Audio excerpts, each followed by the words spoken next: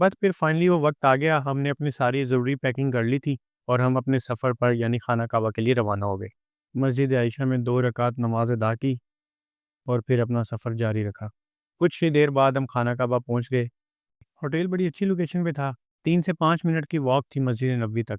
और बाहर निकलने के बाद लोग जन्नतुल बकी का रुख करते हैं और जन्नतुल बकी में वीडियो या इमेजेस बनाना सख्ती से मना है।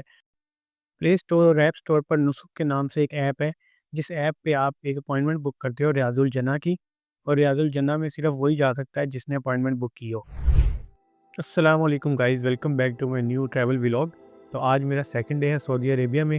तो जैसा कि आप मेरे फर्स्ट व्लॉग से जानते हैं कि मेरी फैमिली ने मुझे ज्वाइन करना था यहाँ पे, और फिर हमने काबा शरीफ और मदीना शरीफ जाना था। तो आज उन्होंने हमें ज्वाइन कर लिया है और इंशाल्लाह रात का हमारा उम्रा का प्लान है। उम्रा के लिए मुझे एहराम ख़रीदना, तो मैं कज़न के साथ मार्केट चला गया। वहाँ से मैंने एहराम ख़रीदा और गर्मी इतनी ज़्यादा थी, जब मैंने टेम्परेचर चेक किया तो 45 शो हो रहा था। आखिर गर्मी थी।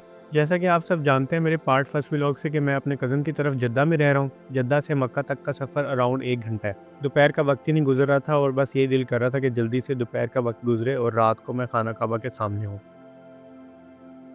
बस फिर फाइनली वो वक्त आ गया, हमने अपनी सारी ज़रूरी पैकिंग कर ली थी और हम अपने सफ़र पर यानी खाना काबा के लिए रवाना हो गए।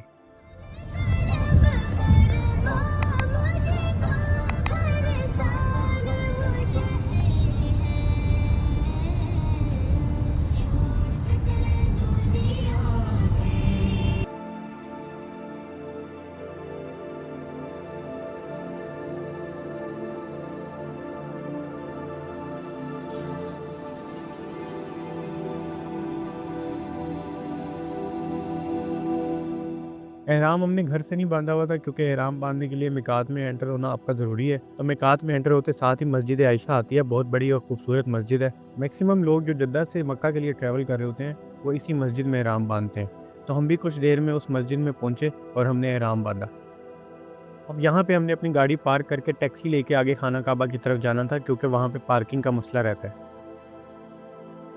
मस्जिद आयशा में 2 रकात नमाज अदा की और फिर अपना सफ़र जारी रखा। आगे का सफ़र शुरू करते साथ ही मक्का का क्लॉक टावर नज़र आने लग गया।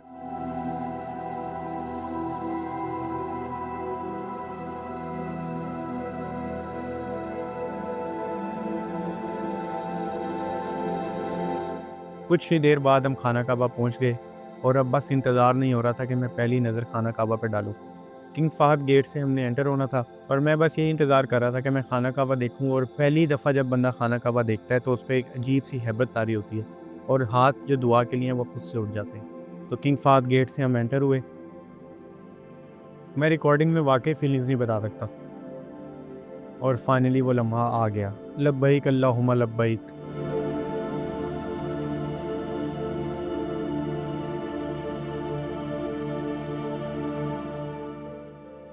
ये जो मंज़र अभी आप स्क्रीन पर देख रहे हैं ये प्राइसलेस है।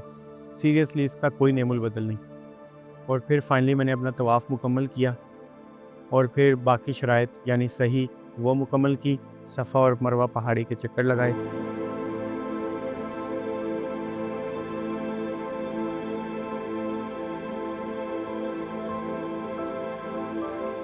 जगह जगह पीने के लिए आबे ज़मज़म है। जो लोग पैदल नहीं चल सकते वो व्हीलचेयर का इस्तेमाल कर रहे थे। और सबका यहाँ पे एक ही विजन था, कोई किसी से बड़ा नहीं, सब बराबर है। और दिल में बस यही ख्याल बार बार आ रहा था कि ये वक्त थम सा जाए। और फिर सब शराइत मुकम्मल करने के बाद खाना काबा को अलविदाई नज़र से देखा और ये इरादा किया कि अभी मैं जद्दा में ही हूँ और मैं दोबारा खाना काबा का चक्कर लाजमी लगाऊंगा। रात टाइम खाना काबा की ज़ियारत कर लेती, अब दिन टाइम का प्लान करूँगा। और फिर किंग फहद गेट से ही बाहर निकले और आखिरी शर्त जो उम्रा की होती है वो हलक होती है। उसमें कुछ लोग तो बाल सारे कटवा देते हैं और कुछ लोग जो है बाल छोटे करवाते हैं। तो मैंने अपने सर के सारे बाल कटवा दिए और फिर अल्लाह का लाख लाख दफ़ा शुक्र किया कि अल्लाह ने मुझे उम्रा करने का मौका दिया और अल्हम्दुलिल्लाह उम्रा मुकम्मल हो गया। और फिर हम वापसी सफ़र की तरफ चल पड़े। अब भूख भी लग चुकी थी तो रास्ते में एक फ़ास्ट फूड स्पॉट पे थोड़ा सा स्टॉप किया और वहाँ से खाना लिया।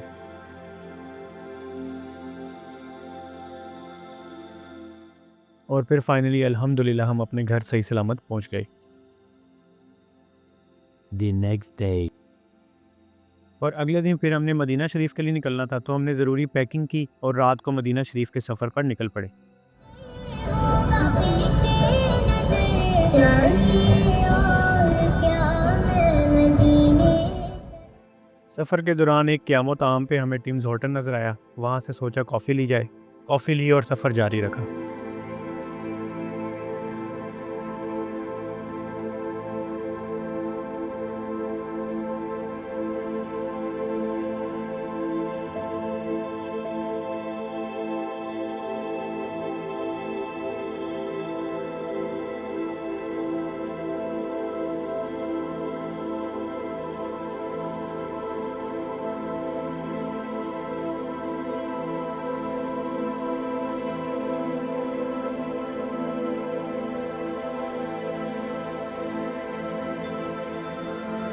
चंद घंटों के बाद हम मदीना शहर पहुंच गए और यकीन करें मैं मदीना शहर देख के हैरान रह गया। इतना मॉडर्न सिटी, मक्का भी मॉडर्न सिटी है मगर वो एक स्पेसिफिक एरिया मॉडर्न है, बट मदीना ऑल ओवर जो है वो मॉडर्न सिटी है। हमने पहले ही होटल की बुकिंग करवाई हुई थी, तो बस होटल पहुंचे, वहाँ पे चेक इन करवाया ताकि पार्किंग का टोकन मिल सके और फिर गाड़ी पार्किंग में लगाई। प्लान कुछ यूँ था कि रात हम रेस्ट करेंगे और सुबह इंशाल्लाह फजर की नमाज मस्जिद नबवी में पढ़ेंगे। होटल बड़ी अच्छी लोकेशन पे था, 3 से 5 मिनट की वॉक थी मस्जिद नबवी तक। तो बस हम सुबह सुबह उठे फजर की नमाज़ के लिए और फिर कुछ ही देर में मस्जिद नबवी पहुंच गए। मस्जिद नबवी में यूजुअली हमेशा रश रहता है, बट जब मैं गया था तो 12 रबीउल अव्वल का मौका था, तो बहुत ज़्यादा रश था। मुश्किल से नमाज के लिए जगह ढूंढी।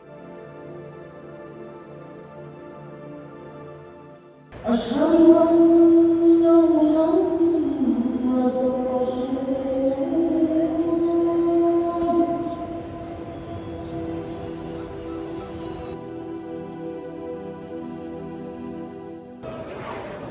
नमाज अदा की और फिर मस्जिद से बाहर निकलने लगे। फजर की नमाज के बाद रोज़े रसूल सल्लल्लाहु अलैहि वसल्लम की ज़ियारत की जा सकती है, तब गेट खुलते हैं। रश होने के बायस लोगों को चंक्स में डिवाइड किया जाता है और फिर छोटे छोटे ग्रुप्स को अंदर ज़ियारत के लिए भेजा जाता है। तो हम भी उस ज़ियारत के ग्रुप में शामिल हो गए। सामने बहुत पुरनूर मंजर था। अभी सूरज की हल्की हल्की रोशनी नज़र आने लग गई थी, अंधेरा भी था।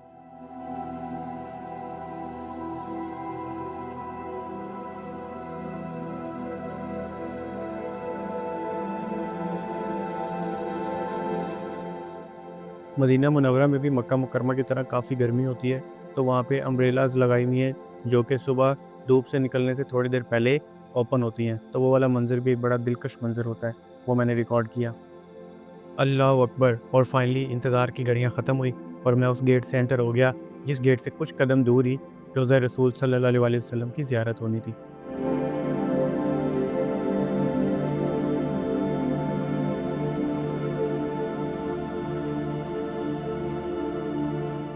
रश और सिक्योरिटी रीजंस के बाइस वो आपको अंदर ज़रा सा भी खड़ा नहीं होने देते। आपको चलते चलते ज़ियारत कर कर बाहर निकलना है और बाहर निकलने के बाद लोग जन्नतुल बकी का रुख करते हैं। और जन्नतुल बकी में वीडियो या इमेजेस बनाना सख्ती से मना है, मगर लोग फिर भी बनाते हैं। बट मैंने ज़रा सी भी वीडियो या इमेजेस नहीं शूट की।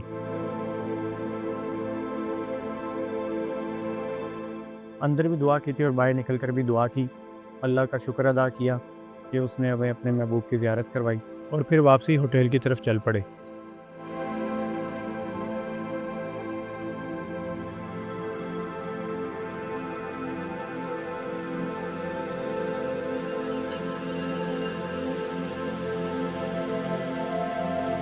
सोचा होटल जाते हुए नाश्ता लेते जाएं। कितने दोगे साहब? 2 हर पिज़्ज़ा एक सैलेड।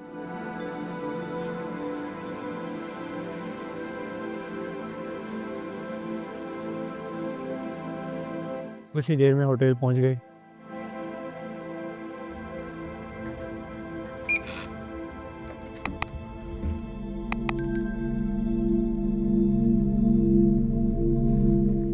जुम्मे का दिन था और इससे बड़ी क्या फजीलत होगी कि जुम्मा मस्जिद नबवी में पढ़ा जाए।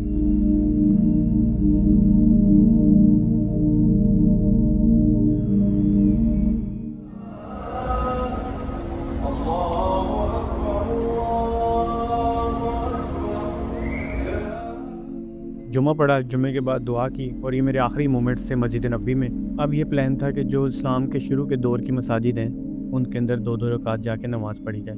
बस फिर चेकआउट करवाया और पार्किंग से गाड़ी निकाली और सफ़र पर चल पड़े।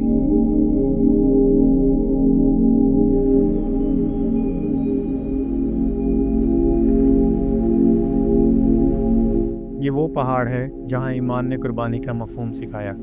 ओहद, वो मार्का जहाँ तारीख ने ईमान के रंगों से ख़ुद को लिखा। मदीना की ये फ़िज़ा सब कुछ बदल देती है। यूं मैं आगे बढ़ रहा हूँ, सामने वो जगह आ रही है जिसका नाम सुनते ही दिल झुक जाता है। यही है बाग़े हज़रत सलमान फ़ारसी, एक ऐसा मकाम जहाँ ईमान, मेहनत और इश्क रसूल ने मिलकर एक कहानी लिखी। यही वो बाग़ है जहाँ एक ग़ुलाम ने आज़ादी के बदले खजूर के दरख्त लगाए, और जब उन दरख्तों ने फल दिया तो अल्लाह ने उसे ईमान की रोशनी से नवाजा। कहा जाता है नबी करीम सल्लल्लाहु अलैहि वसल्लम ने खुद अपने दस्ते मुबारक से कुछ पौधे लगाए थे। अब मैं जा रहा हूँ उस मस्जिद की तरफ जो इस्लाम की तारीख में सबसे पहली मस्जिद कहलाई, मस्जिद कुबा। सामने सफ़ेद गुंबद चमक रहे हैं, सूरज की किरणें उन पर ऐसे पड़ रही हैं जैसे रहमत बरस रही हो। यही वो जगह है जहाँ नबी करीम सल्लल्लाहु अलैहि वसल्लम ने हिजरत के बाद मदीना में क़याम फरमाया और अपने दस्ते मुबारक से मस्जिद कुबा की बुनियाद रखी। और कहा जाता है कि यहाँ पर एक नमाज का सवाब उम्रे के बराबर है। तो यहाँ पे नमाज अदा की और आगे सफ़र जारी रखा।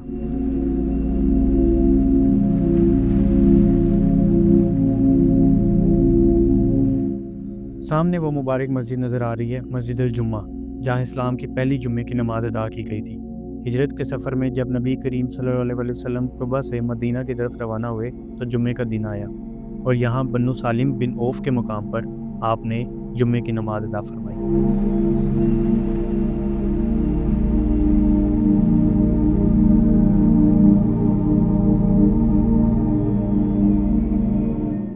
मदीना की सड़कों पर चलते हुए दिल में एक अजीब सा सुकून उतरता जा रहा था। सामने वो मस्जिद है जिसका नाम सुनते ही ईमान की तारीख याद आ जाती है, मस्जिद किबलतैन। ये वही जगह है जहाँ नमाज के दौरान अल्लाह का हुक्म नाजिल हुआ और किबला बैतुल मुक़द्दस से बदलकर खाना काबा की तरफ कर दिया गया, और लम्हा भर में सहाबा कराम ने बगैर झिझक, बगैर सवाल अपना रुख बदल लिया, जैसे दिलों ने वही की सदा सुनी हो।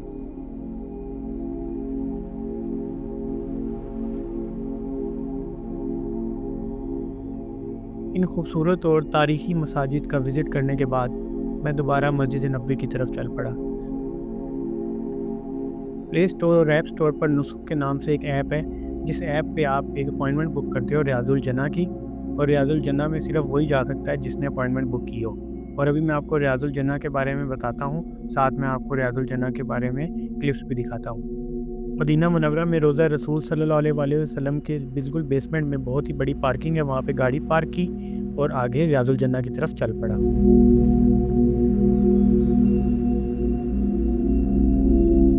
और फिर मस्जिद नबवी में एक राइट साइड पे जगह थी जहाँ से रियाजुल जन्ना की एंट्री थी, वहाँ पे QR कोड स्कैन करवाया और अंदर चल पड़ा।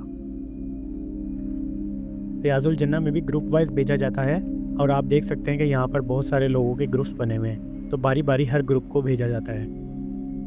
और कुछ ही देर बाद मेरे ग्रुप की बारी आ गई और दिलों की धड़कन तेज़ हो गई। सामने वो जगह आ गई जिसका बड़ा ही शिद्दत से इंतज़ार था।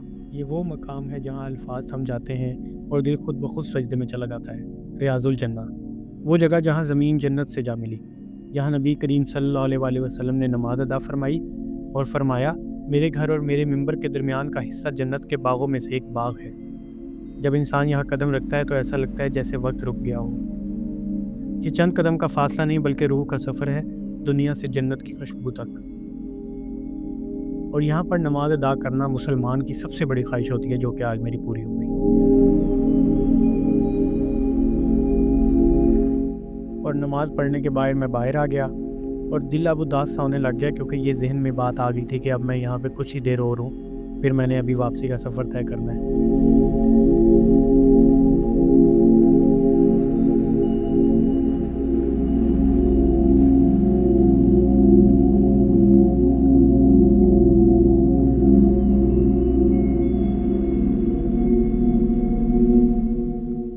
और अब वादी जिन की तरफ चल पड़ा। ये मदीना की हदूद से कुछ फासले पर एक ऐसी वादी है जहाँ खामोशी में भी एक अजीब सरगोशी सुनाई देती है। कहते हैं यहाँ कार खुद ब खुद चलने लगती है और पानी भी ऊपर की तरफ बहता दिखाई देता है। तो मैं इसको खुद अपनी आंखों से देखने के लिए वादी जिन की तरफ चल पड़ा।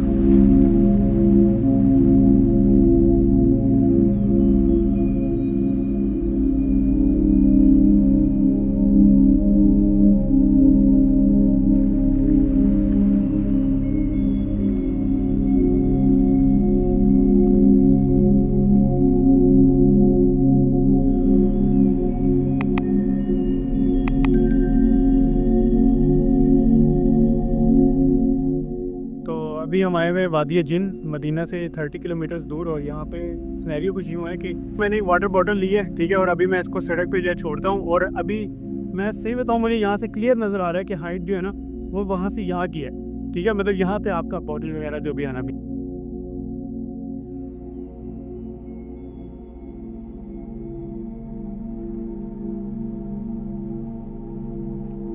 और मुझे रेस ज़्यादा देनी पड़ रही है अपने भी जाने की। मुझे भी वाकई आप उतरे हैं, अभी आपको नहीं फील हुआ? मुझे जो हुआ है। फील हो रहा था कि मतलब मैंने पहले कभी नहीं फील किया, बट आज मैंने फील किया कि जैसे ना वो जिस तरफ पानी जा रहा था ना, उस तरफ ऐसे लग रहा था जैसे आपको कोई पुश कर रहा है। सही बात है, ये बात। वो फीलर एक आया है मुझे, मैंने फील किया है। ये तो मैं अभी आपको दिखाऊँ, ये हमारी स्क्रीन पे जो है ना अराइव कर चुके हैं। नाम है इसका वादी जिन, ठीक है। और अभी जो है ना मैं 2 एक्सपेरिमेंट्स और करने लगा हूँ। ये न्यूट्रल कर दी और अभी मैंने ब्रेक पे पाँव रखा हुआ है। पीछे गाड़ियाँ जो कि आ रही हैं और वो स्पीड में ही आ रही हैं, वो भी टेस्ट कर रहे हैं हमारी तरह। तो अभी देखते हैं, जब आपको मौका मिलेगा फिर छोड़ दूँगा मैं। ये मैंने ब्रेक छोड़ दी है, गाड़ी न्यूट्रल में है और ये अब चलना शुरू हो गई खुद से। मैं कुछ भी नहीं कर रहा। देख लें ना जो है ना ब्रेक वाला सीन है, ना कोई रेस वाला सीन है। और ये देखिए भाई, बस स्टीयरिंग कंट्रोल कर रहे हैं। स्टीयरिंग जो है वो कंट्रोल करना है और अभी ये विद टाइम जो है हमें थोड़ा वेट करना पड़ेगा और ये 1-2 किलोमीटर तक ये खुद ही स्पीड पकड़ लेगी। और ये देखिए अभी ये 20 पे आ गई है। हाँ, और अभी ये एक्सेस तो जो है ये बढ़ रही है, देखिए 22-23 पे आ गई है। और अभी देखिए ये खुद ही सब कुछ ऑटोमेटिकली हो रहा है। तो अब जो है ये 86 पे आ गई है, 87 पे, मतलब 90 जो है ना वो ये अब ये 100 भी टच कर लेगी। मुझे जो है ना अभी ये रोकनी पड़ेगी, जो है ना इसको न्यूट्रल से भी हटाना पड़ेगा और ब्रेक भी लगानी पड़ेगी, क्योंकि ये अब थोड़ा स्लोप आया तो इसकी स्पीड जो है ना 100 से भी ऊपर चल जाएगी।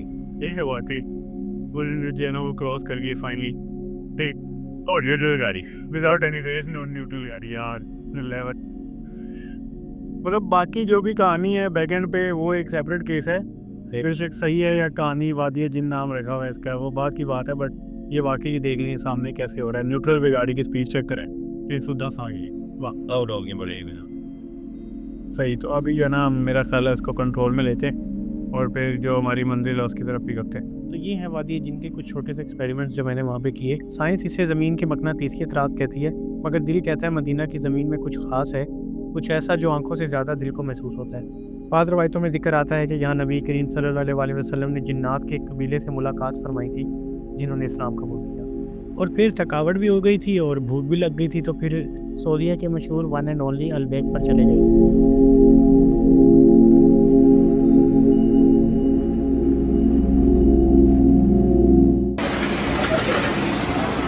खोलो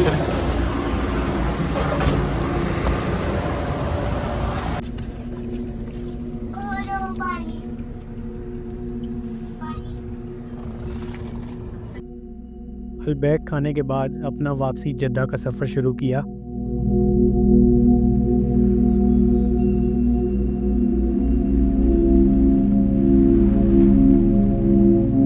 और फिर फाइनली अल्लाह का लाख लाख शुक्र कि हम अपने घर सही सलामत पहुंच गए। ये था मेरा मक्का और मदीना का सफ़र। सच कहूँ तो अल्फाज कम पड़ जाते हैं, जो महसूस किया मैंने वो बयान करना मुमकिन नहीं। ये सफ़र मेरी ज़िंदगी का सबसे खूबसूरत लम्हों में से एक बन गया। उम्मीद है आप सबको ये व्लॉग पसंद आया होगा। जो मेरे चैनल पर नहीं हुआ वो मेरे चैनल को सब्सक्राइब कर लें, वीडियो को लाइक करें, अपने फैमिली एंड फ्रेंड्स के साथ शेयर करें। मैंने सऊदी अरेबिया का एक और शहर भी विजिट किया, ताइफ, वो मैं नेक्स्ट व्लॉग में कवर करता हूँ। तो मिलते हैं अगली वीडियो में, तब तक के लिए अल्लाह हाफिज़।